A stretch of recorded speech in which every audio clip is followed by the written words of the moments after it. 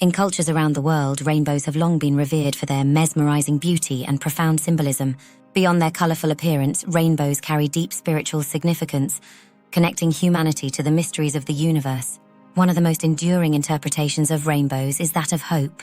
After the darkness of a storm, the rainbow emerges as a symbol of promise, reminding us that even in our darkest moments, there is light and beauty waiting to be discovered. Rainbows are formed when sunlight refracts through water droplets, creating a spectrum of colors. In this way, they symbolize the beauty of diversity coming together in harmony.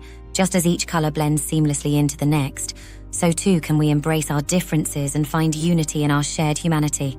Rain has long been associated with cleansing and renewal. When rainbows appear after a downpour, they serve as a reminder of the rejuvenating power of nature and the opportunity for spiritual growth and transformation. In many spiritual traditions, rainbows are seen as a bridge between the earthly and the divine.